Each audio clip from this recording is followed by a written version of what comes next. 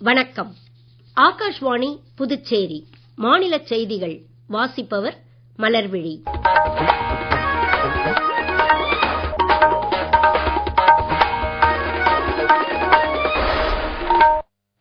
தலைப்புச் செய்திகள். நாடாளுமன்றத்தின் மழைக்கால கூட்டத்தொடர் முடிந்து இன்று இரு அவைகளும் காலவரையின்றி ஒத்திவைக்கப்பட்டன. நேற்று மக்களவையில் நிறைவேற்றப்பட்ட ஆன்லைன் கேமிங் ஒழுங்குமுறை மற்றும் மேம்பாட்டு மசோதா இன்று மாநிலங்களவையிலும் நிறைவேற்றப்பட்டது.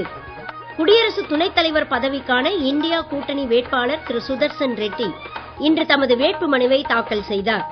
புதுச்சேரி பல்கலைக்கழகத்தில் தேசிய ஒற்றுமை குறித்த 2 நாள் தேசிய கருத்தரங்கை இன்று துணைநிலை ஆளுநர் திரு கைலாஷ்நாதன் தொடக்கி வைத்தார். இனி விரிவான செய்திகள். கடந்த மாதம் 21ஆம் தேதி தொடங்கிய நாடாளுமன்றத்தின் மழைக்கால கூட்டத்தொடர் முடிந்து இன்று இரு அவைகளும் காலவரையின்றி ஒத்திவைக்கப்பட்டன. இம்முறை மக்களவையில் 14 அரசு மசோதாக்கள் தாக்கல் செய்யப்பட்டு 12 மசோதாக்கள் நிறைவேற்றப்பட்டதாக சபாநாயகர் திரு ஓம் பிர்லா இன்று அவையில் தெரிவித்தார். எதிர்க்கட்சிகளின் அமளி காரணமாக அவையின் அலுவல் நேரம் இழக்கப்பட்டது குறித்து அவர் மகிழ்ச்சியின்மை வெளியிட்டார்.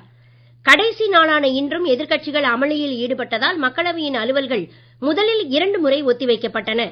மாநிலங்களவையிலும் இதே போன்ற சூழ்நிலைக்கு இடையில் அலுவல்கள் முதலில் ஒரு முறையும் பின்னர் மறு தேதி குறிப்பிடப்படாமலும் ஒத்திவைக்கப்பட்டன.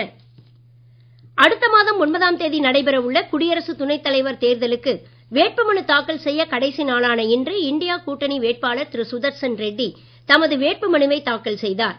காங்கிரஸ் தலைவர் திரு மல்லிகார்ஜுன கார்கே, மூத்த தலைவர் திரு சோனியா காந்தி மற்றும் திமுகவை சேர்ந்த திரு திருச்சி சிவா உட்பட கூட்டணி கட்சிகளின் தலைவர்கள் உடனிருந்தனர். குடியரசு துணைத் தலைவர் பதவிக்கு ஆளும் தேசிய கூட்டணி வேட்பாளர் திரு சி.பி. ராதாகிருஷ்ணன் ஏற்கனவே வேட்புமனு தாக்கல் செய்துள்ளார். இன்று வரை தாக்கலாகும் மனுக்கள் நாளை பரிசீலிக்கப்பட உள்ளன. பிரதமர் திரு நரேந்திர மோடி நாளை பீகார் மற்றும் மேற்கு வங்கத்திற்கு பயணம் மேற்கொள்கிறார்.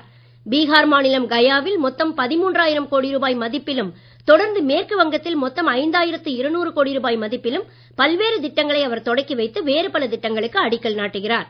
கயா டெல்லி அமிர்த பாரத் எக்ஸ்பிரஸ் ரயிலையும், கல்கத்தா மெட்ரோ ரயில் திட்டத்தின் புதிய பிரிவுகளுக்கான மெட்ரோ ரயில் சேவைகளையும் பிரதமர் தொடக்கி வைக்கிறார். நேற்று மக்களவையில் நிறைவேற்றப்பட்ட ஆன்லைன் கேமிங் ஒழுங்குமுறை மற்றும் மேம்பாட்டு மசோதா இன்று மாநிலங்களவையிலும் நிறைவேற்றப்பட்டது. விளையாட்டுகள் மற்றும் ஆன்லைன் சமூக விளையாட்டுகளை ஊக்குவிக்கும் அதே வேளை பணம் வைத்தாடும் வகையிலான ஆன்லைன் விளையாட்டுகள், தொடர்புடைய விளம்பரங்கள் மற்றும் பண பரிமாற்றங்களை தடை செய்வதற்கான விதிமுறைகள் இம்மசோதாவில் இடம்பெற்றுள்ளன. மத்திய தகவல் தொழில்நுட்பத்துறை அமைச்சர் திரு அஸ்வினி வைஷ்ணவ் இன்று மாநிலங்களவையில் இம்மசோதாவை தாக்கல் செய்து பேசுகையில், ஆன்லைன் பண விளையாட்டுகளால் ஆண்டுதோறும் 45 கோடி பேர் 20,000 கோடி ரூபாய் பணத்தை இழப்பதாக தெரிவித்தார். ஆன்லைன் விளையாட்டுகளால் நிதி நெருக்கடி ஏற்பட்டு பாழான துரதிருஷ்டகரமான குடும்பங்களில் புதுச்சேரி கோர்க்காட்டைச் சேர்ந்த விஜயகுமாரின் குடும்பமும் ஒன்றாகும்.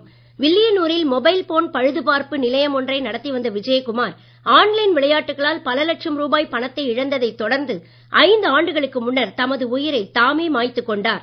தற்கொலை செய்து கொள்ளும் முன்னர் ஆன்லைன் விளையாட்டுகளை தடை செய்ய வேண்டியதின் அவசியம் குறித்து வாட்ஸ்அப் பதிவு ஒன்றையும் அவர் வெளியிட்டிருந்தார்.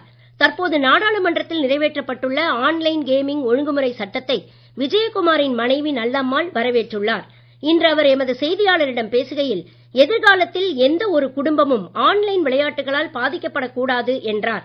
நல்லம்மாள் பேட்டியிலிருந்து ஒரு பகுதி. ரொம்ப இந்த விஷயத்தை நான் வரவேற்கிறேன். என் குடும்பம் மாதிரி யாரு குடும்பமும் இனி ஒரு காலத்துல ஃபியூச்சர்ல சீரழிய கூடாது. எந்த குழந்தையும் அப்பா இல்லாம இருக்க கூடாது. வீட்டுல உள்ளவங்களை இழந்துட்டு இருக்கிறது எவ்வளவு பெரிய வலின்னு சொல்லிட்டு அனுபவிக்கிறவங்களுக்கு மட்டும் தான் தெரியும். யூடியூப் எதை திறந்தாலும் ஃபுல்லாவே இதோட ஆடு தான். அந்த ஆடுக்கு கொடுக்குற சினிஃபீல்டுலாம் ஒரு ஹெவி பெனால்டி போட்டு அவங்க எல்லாம் ஸ்டாப் பண்ணிட்டாங்க அப்படின்னா ரொம்ப ஓகே.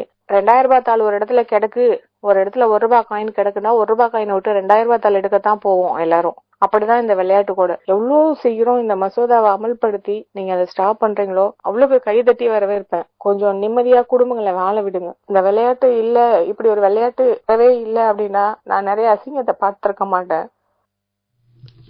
கடந்த 10 ஆண்டுகளில் இந்தியா நிறைவேற்றிய விண்வெளி திட்டங்களின் எண்ணிக்கை அதற்கு முந்தைய 10 ஆண்டுகளுடன் ஒப்பிடுகையில் சுமார் 2 மடங்காகும் என்று இஸ்ரோ தலைவர் திரு வி நாராயணன் கூறியுள்ளார். இன்று புதுடெல்லியில் செய்தியாளர்களிடம் பேசுகையில் அவர் இதை தெரிவித்தார். மத்திய அறிவியல் தொழில்நுட்பத்துறை அமைச்சர் திரு ஜிதேந்திர சிங் சர்வதேச விண்வெளி நிலையத்திற்கு சென்று திரும்பியுள்ள இந்திய விண்வெளி வீரர் சுபான்ஷு சுக்லா, ககன்யான் திட்டத்துடன் தொடர்புடைய குரூப் கேப்டன் பிரசாந்த் பாலகிருஷ்ணன் நாயர் ஆகியோரும் இந்த செய்தியாளர் கூட்டத்தில் கலந்து கொண்டனர். நீங்கள் கேட்டுக்கொண்டிருப்பது மாநில செய்திகள். ஆகாஷ்வாணி செய்திகளை நேயர்கள் உடனுக்குடன் தெரிந்து கொள்ள எமது புதுச்சேரி மண்டல செய்திப் பிரிவின் சமூக ஊடகங்களான @AIRnews_புதுவை என்ற எக்ஸ் பக்கத்தையும், all India radio news Puducherry என்ற பேஸ்புக் பக்கத்தையும், @RNU புதுச்சேரி என்ற யூடியூப் சேனலையும் அணுகலாம்.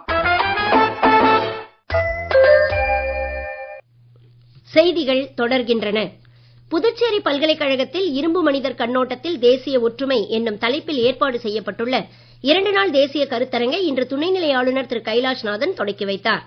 நாட்டை ஒன்றுபடுத்தி வைத்திருக்கும் மாண்புகளை மீண்டும் எண்ணி பார்க்கும் தருணமே இக்கருத்தரங்கு என்று அவர் கூறினார்.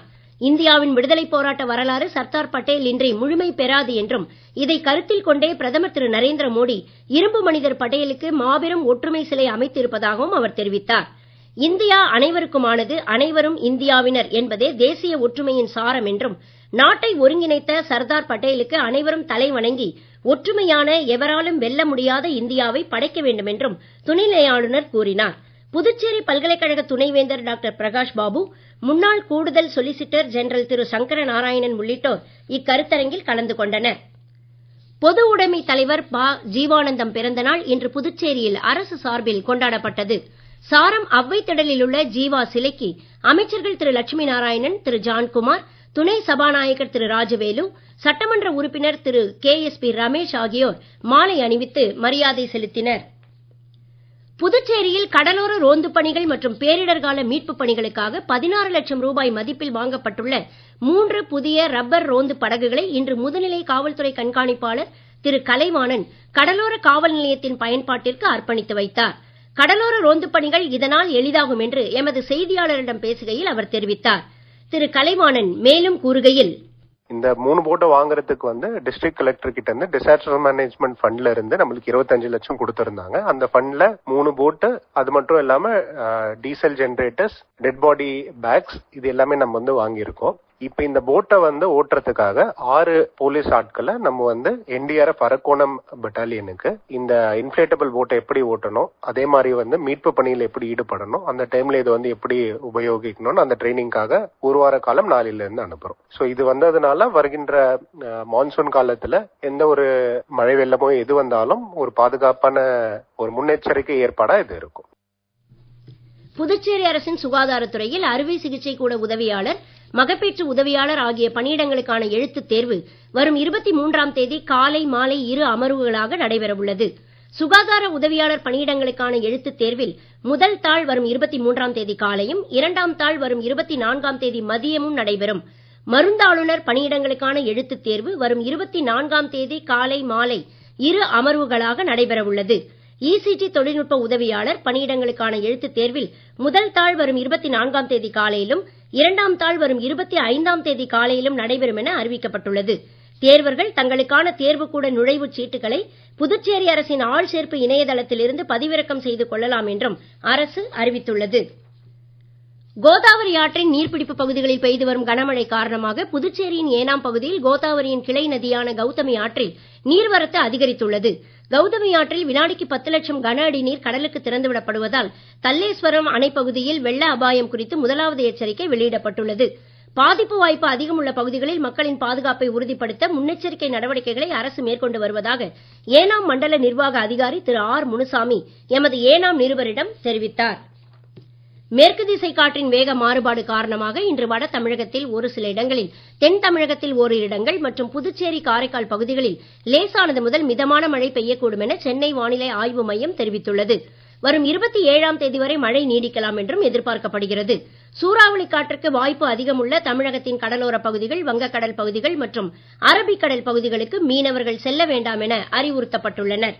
மீண்டும் தலைப்புச் செய்திகள். நாடாளுமன்றத்தின் மழைக்கால கூட்டத்தொடர் முடிந்து இன்று 2 அவைகளும் கால வரையின்றி ஒத்திவைக்கப்பட்டன. நேற்று மக்களவையில் நிறைவேற்றப்பட்ட ஆன்லைன் கேமிங் ஒழுங்குமுறை மற்றும் மேம்பாட்டு மசோதா இன்று மாநிலங்களவையிலும் நிறைவேற்றப்பட்டது. குடியரசு துணைத் தலைவர் பதவிக்கான இந்தியா கூட்டணி வேட்பாளர் திரு சுதர்ஷன் ரெட்டி இன்று தமது வேட்புமனுவை தாக்கல் செய்தார். புதுச்சேரி பல்கலைக்கழகத்தில் தேசிய ஒற்றுமை குறித்த 2 நாள் தேசிய கருத்தரங்கை இன்று துணைநிலை ஆளுநர் திரு கைலாஷ்நாதன் தொடக்கி வைத்தார். இத்துடன் இந்த செய்தி அறிக்கை நிறைவு பெறுகிறது. வணக்கம்.